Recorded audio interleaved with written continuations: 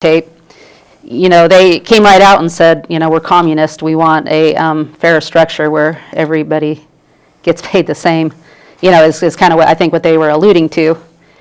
And revolution, and it didn't matter to what extent, destruction, lawfulness or lawlessness, didn't matter. And it seems like we're seeing some of that today. Well, you do. You see it in Wisconsin, and the union protests in Wisconsin. Their legislators leave, run to another state, don't fail to do their duty, they were sworn to take an oath to uphold the state of Wisconsin's constitution. Instead of making the tough votes and being a vocal minority, they pack up their toys and run and hide instead of doing their job. Public employee unions are the biggest threat to this country. Public employee unions don't generate new tax dollars. They only suck tax dollars. They suck it up like a vacuum sucks up dirt. And public employee unions have been the crux of progressive liberal movement for a very long time. And a lot of people want to throw the word Democrat in there. You know what the progressive liberals have done is hijack the Democratic Party. Yeah. My parents and my grandparents are Democrats, and they would have never belonged to this Democratic Party. Excuse me. And this progressive liberal movement, it goes all the way back into the 30s with FDR. If you look at some of the stuff FDR tried to do in the 30s, they were trying to put socialized health care in then. So it's a very stubborn, very long tenured movement, and they're happy with going an inch or a quarter inch or a mile. They'll take what they get, and then they'll come back for more. And right now, their vehicle to move their agenda is the public employee unions. These public employee unions take, quote, dues money. You have to pay this money to keep your job, and then they take that money to put their people in office.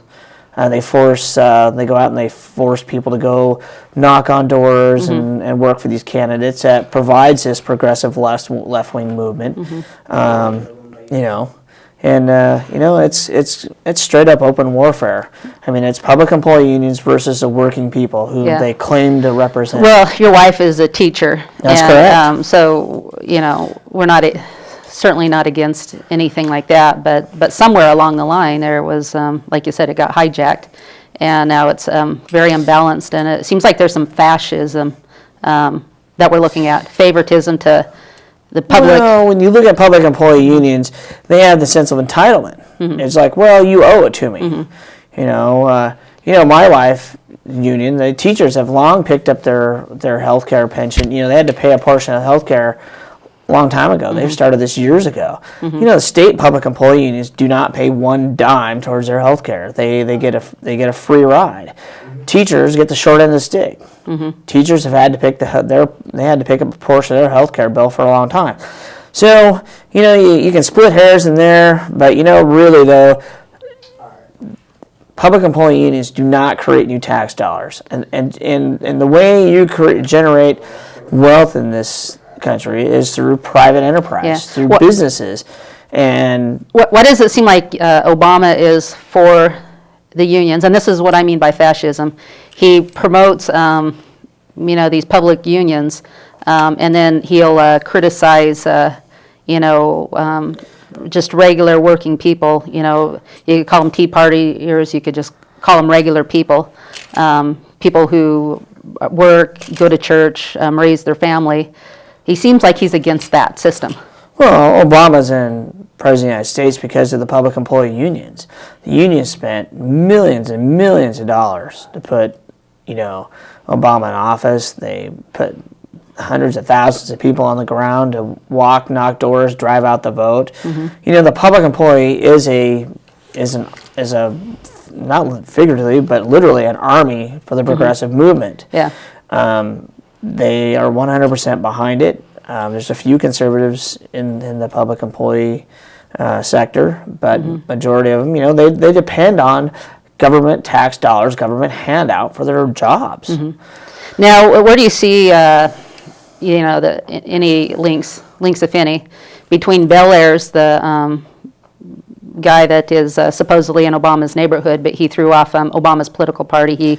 He blew up the World Trade Center, parts of it, Pentagon. Okay, thank you for correcting that. And So between people like Bill Ayers and the Weather Underground, George Soros, the media, which is majority left-wing, and the unions and other groups, where do you see all of his Well, if you look at friends? journalism, take the journalism. You go to any college, it's called the Liberal School of Arts. Okay, it's plain as day. It's liberal. You know, journalism is a liberal, is rooted in liberal arts. George Soros is a devout socialist, communist. He makes no bones about it. You know, he's been. But he makes his money on capitalism. He's a full-blown capitalism. Yeah, that's what a lot of liberals are. You know, especially on this whole green technology thing. You look at this green, you know, they're pushing global warming. Well, the only reason they're pushing global warming is so they can make a buck off it. Lots of bucks. Lots of money, tax dollar money, you know, through tax credits, like what Oregon gives out for their greens. But you know, you go back to the premise of your question there. They're all related. You've got Soros as the giant funder. He's a multi-billionaire. He has money to burn, and he has no problem funding left-wing progressive movements, whether it's in the United States or in Europe or in the Middle East or wherever. He'll stick his nose in, and he'll backs it up with money. Isn't it illegal for him to have thrown money into Obama's campaign? Because sure it he is. was It's from a different country. It's the same thing that we talked about in the 90s with the Clintons. You know, the Clintons had the Chinese raising money for them. You know, in fact, one of Clinton's fundraisers just went to jail here, 5-6 years ago. You know, the Chinese business firm from San Francisco. I mean, it's a shell game. It really is. You know, Democrats are famous for it. They set up all these, quote, wonderful non-profit organizations, and all they are is they're funneling their fronts for their supporters to funnel money in to skirt the caps on election reform, on the election laws concerning donations. So you look at Roy Reid, Harry Reid, the majority leader of the Senate, Democrat Harry Reid.